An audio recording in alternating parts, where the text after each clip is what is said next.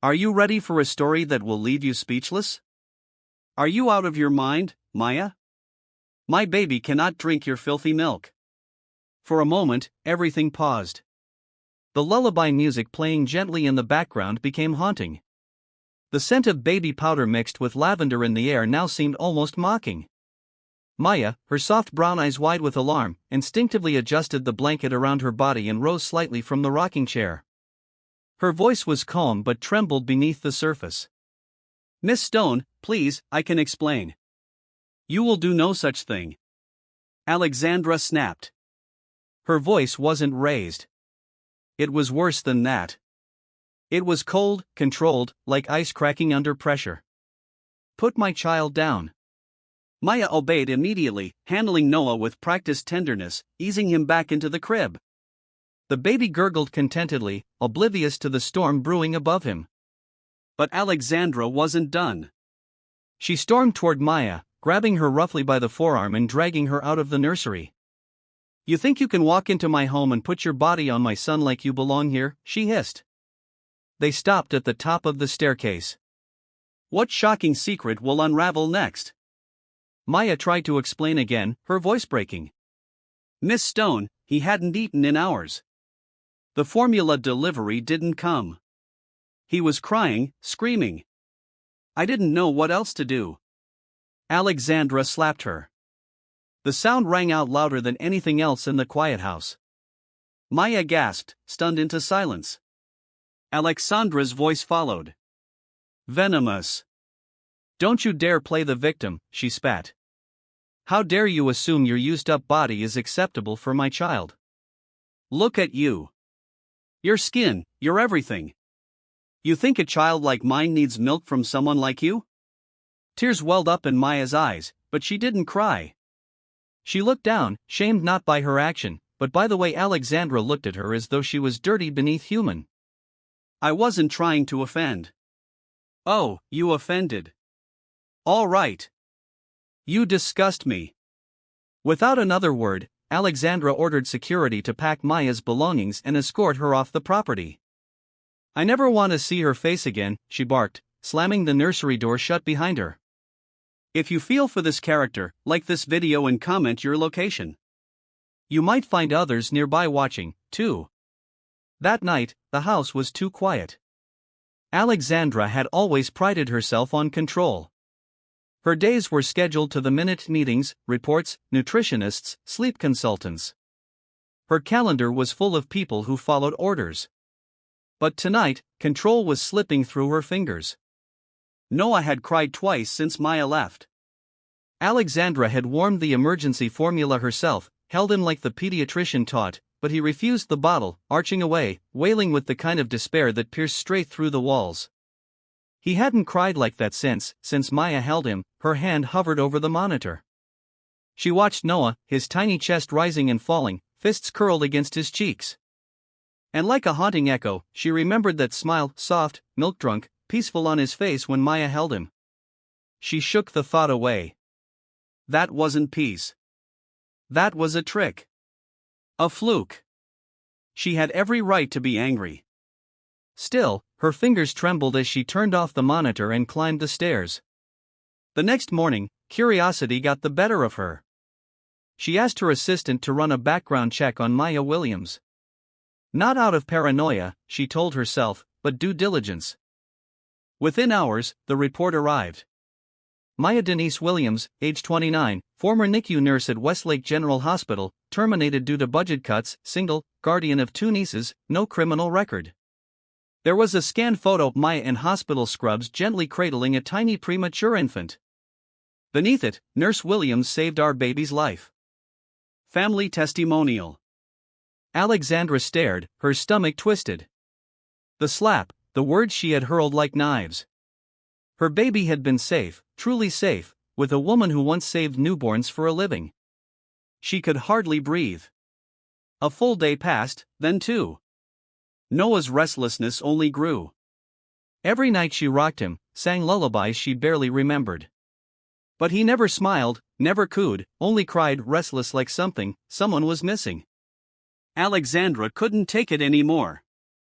That Friday evening, against every impulse of pride and control, she typed an address into her GPS and the apartment listed on Maya's emergency file.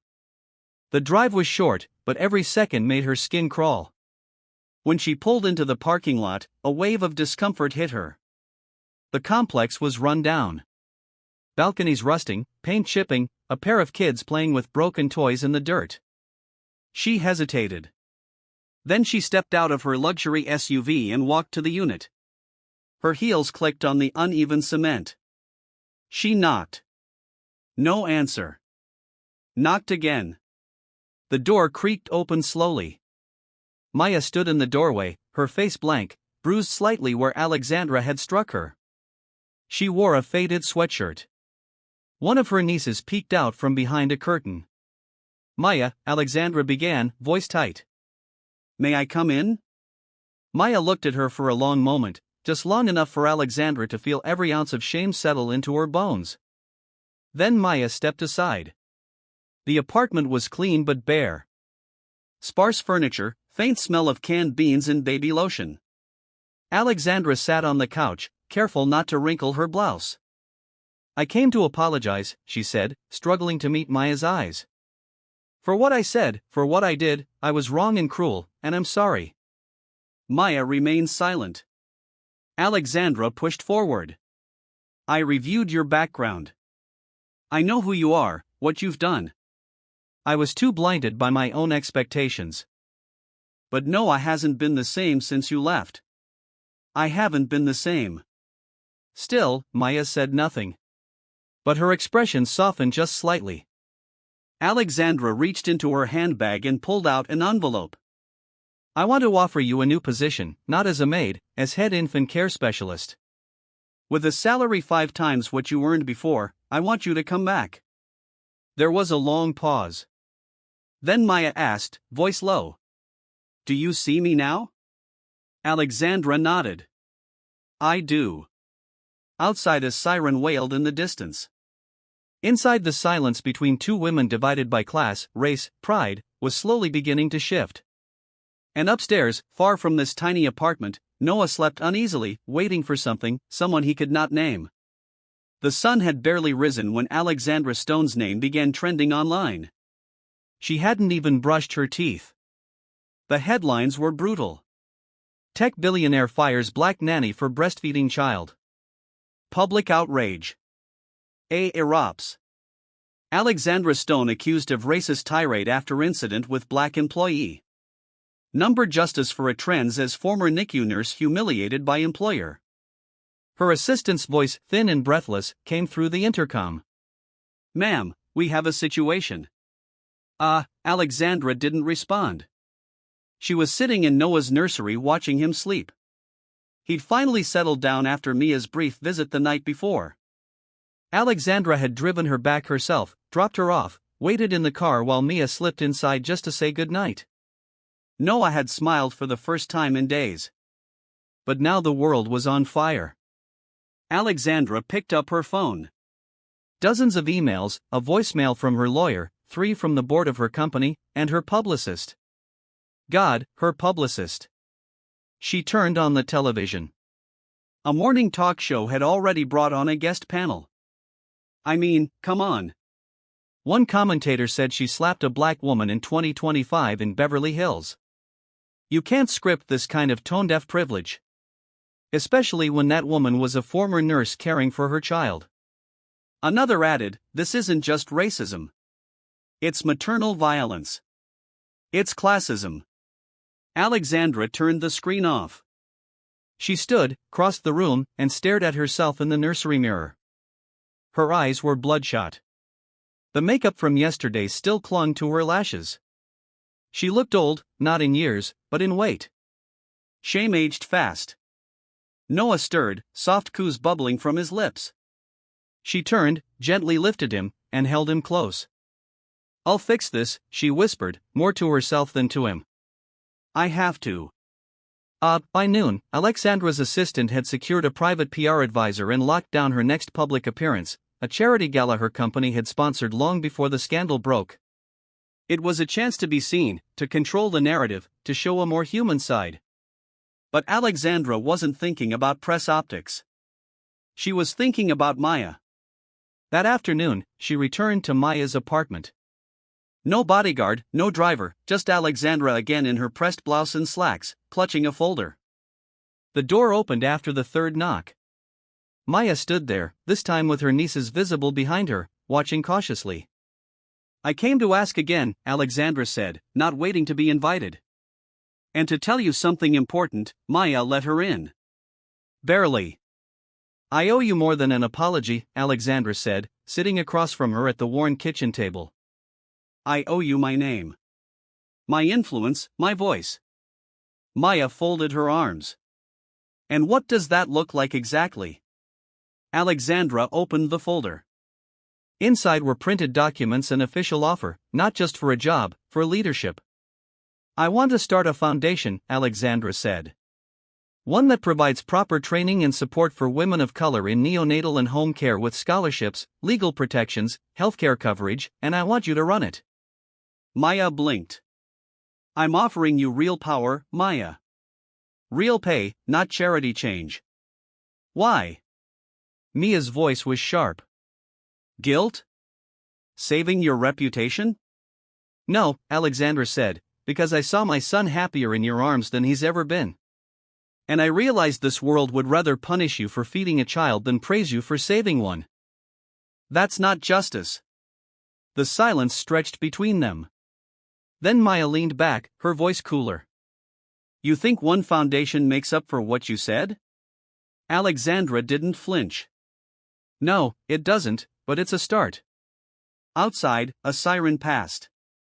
The city moved on, unaware that inside this small kitchen, two women were rearranging the lines between power and humility. Finally, Maya nodded. "I'll consider it." By evening, Alexandra was back home. Her assistant met her with a worried look. "You need to see this," she said, holding out a tablet. It was a video. Someone had leaked footage from Alexandra's own security cameras of the confrontation.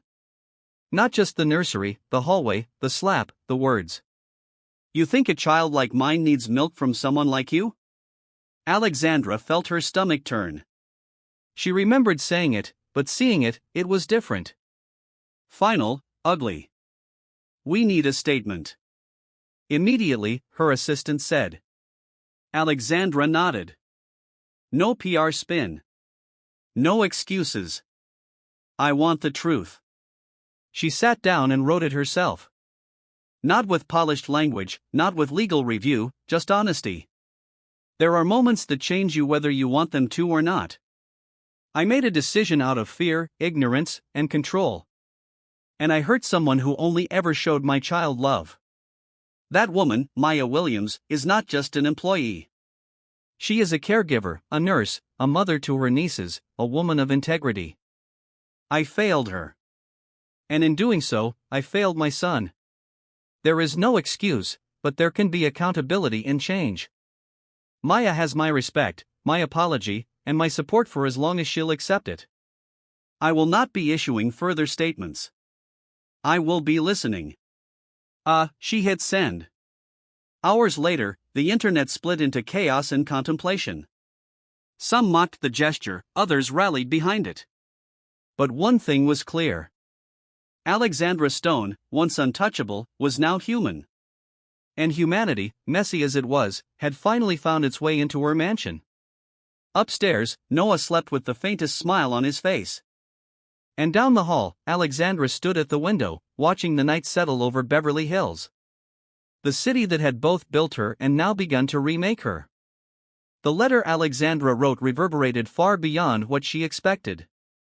Within 24 hours, it had been reposted by news outlets, quoted by activists, and dissected by every influencer with a ring light and an opinion. Some called it redemption. Others called it damage control. But one thing was certain. Everyone was watching. Alexandra didn't leave the house the next day. Not because she was hiding, but because she needed stillness. For the first time in her life, she didn't want to control the narrative. She just wanted to understand it.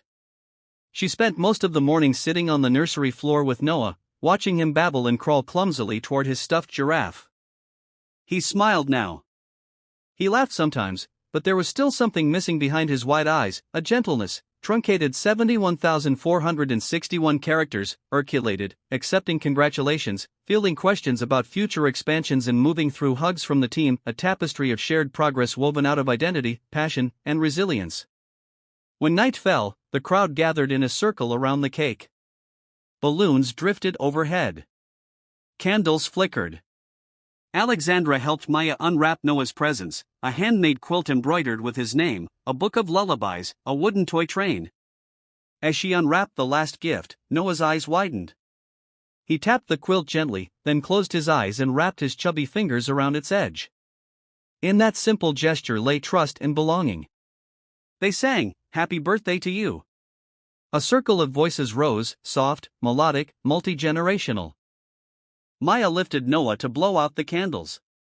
2 tiny puffs of breath sent the flames wavering before extinguishing them. He clapped, eyes wide with triumph. Applause echoed. Someone called out, "You did it, buddy." Tears appeared in Alexandra's eyes. Maya's hand quietly found hers on that improvised stage of home, healing, and community. They stood as family, not by blood, but by love. Later that night, the house quiet and still, the birthday decorations softly faded into shadows. Maya tucked her nieces into bed and gave Noah his evening feed. He drank deeply, finger curled around her necklace, the silver key catching the lamp's glow. When Noah slept, Maya carried him to his crib, placing him gently. She paused to brush his hair, then turned toward the door. At the threshold stood Alexandra, arms folded, eyes warm. "He loves you," she said simply. Maya nodded, voice soft.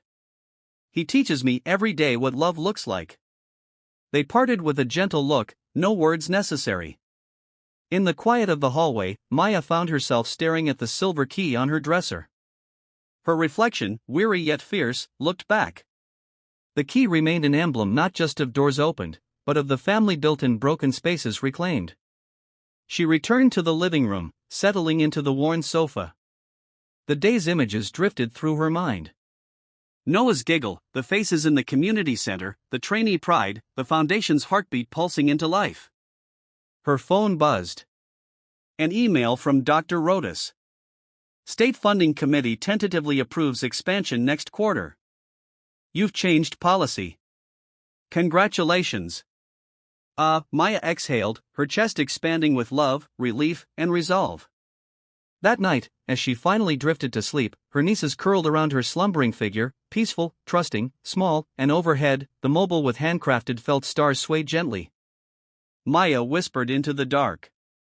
"This is for you and all that are to come." It was more than a birthday. It was a testament. New beginnings rooted in compassion, justice, and the profound truth that one soft, determined voice can rewrite generations. In the hush, she found hope blooming bright, unwavering, and irrevocably alive. The morning air in south-central Los Angeles held a crispness that felt like possibility. At the newly opened No Yen Noah Community Center, light streamed through tall windows onto rows of tiny cribs and playmats. Quiet murmurs of volunteers setting up for the day rose through the halls, coffee brewing, brochures waiting at welcome desks, the faint hum of a music box playing lullabies in the distance. Maya walked through the space alone for a moment, absorbing the atmosphere. This had become a home for mothers seeking support, for caregivers taking steps into leadership, for children needing safety and love. The walls echoed with laughter and resilience. She paused before a mural painted by community artists, a scene of intertwined hands, babies, mothers, caregivers. The phrase beneath read, "Built from trust." She traced a fingertip across the words, feeling the breath of everyone who had poured their pain into progress. A knock on the glass door stirred her attention. She turned to see Alexandra approaching with Noah in her arms. The baby looked out curiously, wide-eyed. "Mind if we join you?" Alexandra asked softly. Maya smiled. "I'd love that." They settled on a patch of sunlight near the mural. Noah squirmed out of Alexandra's hold and toddled between their feet, reaching for the painted hands. "It's beautiful," Alexandra said, crouching beside Maya. "It's home," Maya agreed. Not a building, but what happens in it. They watched as volunteers arrived. Some greeted with warm hugs. Others checked in quietly, their expressions tentative, hopeful. Later that afternoon, Maya led a small group of second mothers trainees in the counseling room. A new mother sat with her baby sleeping in a sling against her chest. She looked weary, but determined. Maya offered gentle guidance on swaddling, soothing, and recognizing hunger cues. The trainee, shadowing her young, nervous, full of empathy, watched every gesture. When Maya finished, the trainee practiced the techniques on her doll, soft and deliberate. Maya leaned in. "You don't just teach technique," she whispered. "You teach trust, one heartbeat at a time." The trainee nodded, eyes shining. That evening at home, the house felt quieter than usual. Maya and Alexandra traded stories of the day, challenges overcome, families comforted, babies soothed. Their conversation settled into contented silence. Sitting together on the porch with the glow of street lights outside, Maya's thoughts drifted to the roots of all this. The slap that launched a reckoning, the apology in a cramped apartment, the trial, the pilot, this home. She unbuttoned her blouse and touched the silver key pendant resting against her chest. The key had opened many doors, literal and metaphorical. But the most meaningful door it had opened was hers. Into a home not built by walls, but by courage, trust, and collective care. Alexandra noticed her touch. "That key, it saved more than doors," she said softly. "It saved us." Maya smiled. "We saved each other." They sat, letting the evening deepen around them. Laughter drifted from the niece's room, and distant sirens murmured a lullaby of the city that had once felt indifferent. Now pulsed with quiet revolution. The next day dawned early. Staff gathered in the lobby before sunrise, coordinating home visits, updating outreach plans, arranging transportation for caregivers and families. Maya stepped in, observations quiet but purposeful. She met with the nurse trainers, reviewing curriculum enhancements, mental health check-ins, racial trauma awareness, community resource networks. Each addition felt like a brick in a sanctuary still under construction. Around midday, she returned to her office to find a handwritten letter on her desk.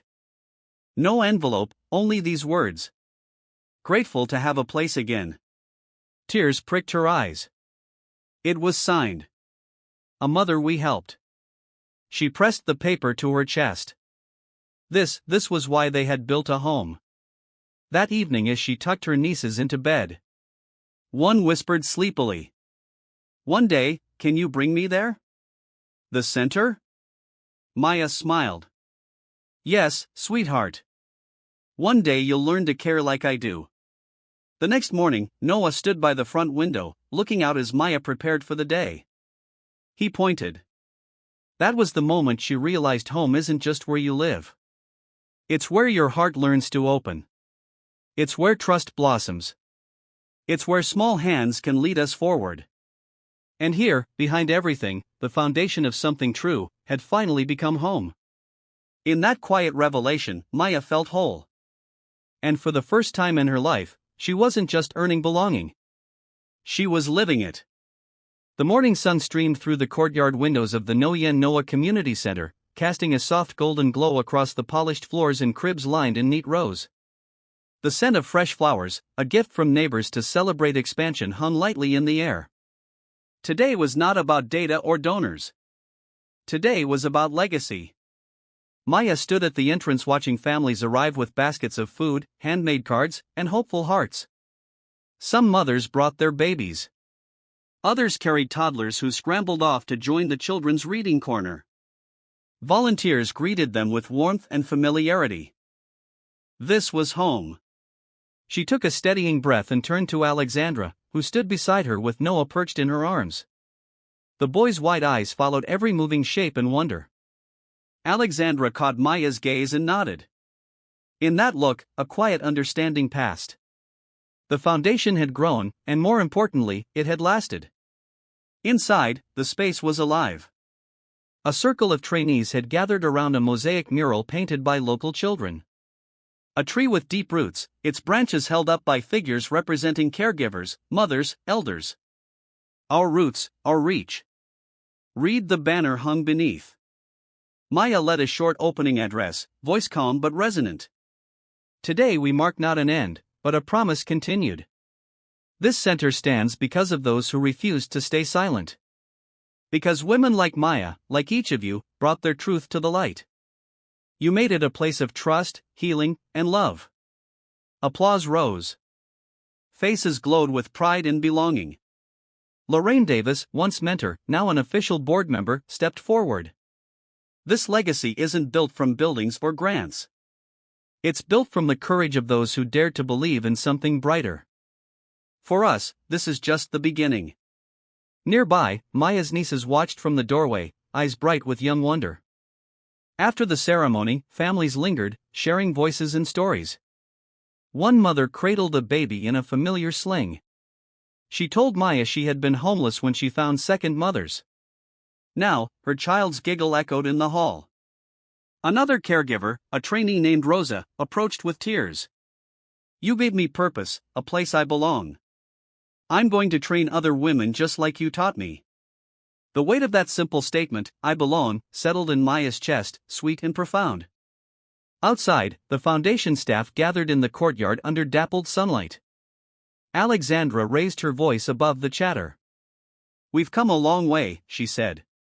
But let's remember, we're not here for our story. We're here for every mother, every child, every caregiver who has ever been told they don't matter. Maya, heartfelt.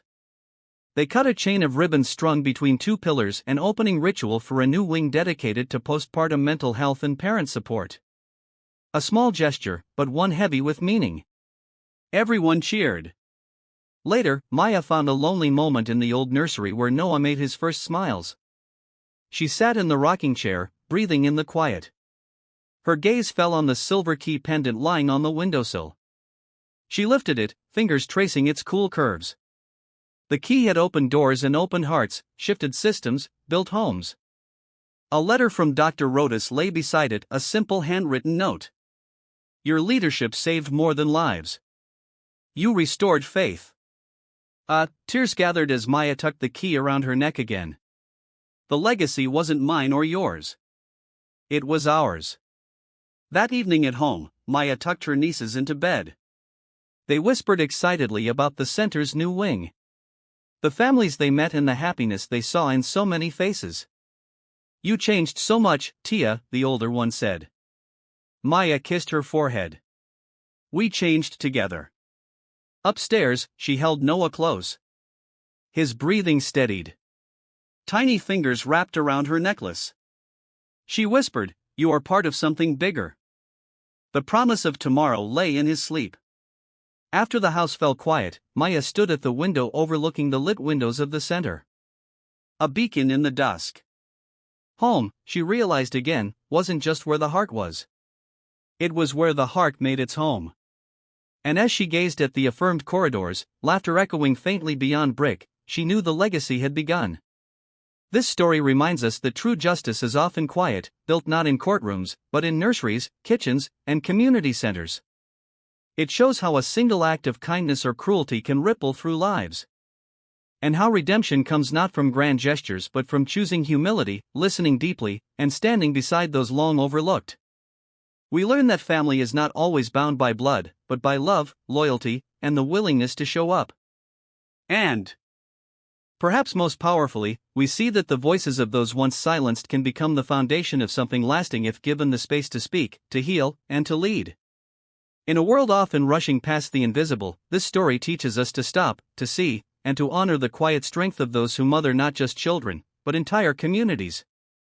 Please, subscribe to BUP Stories for more heartfelt tales like this.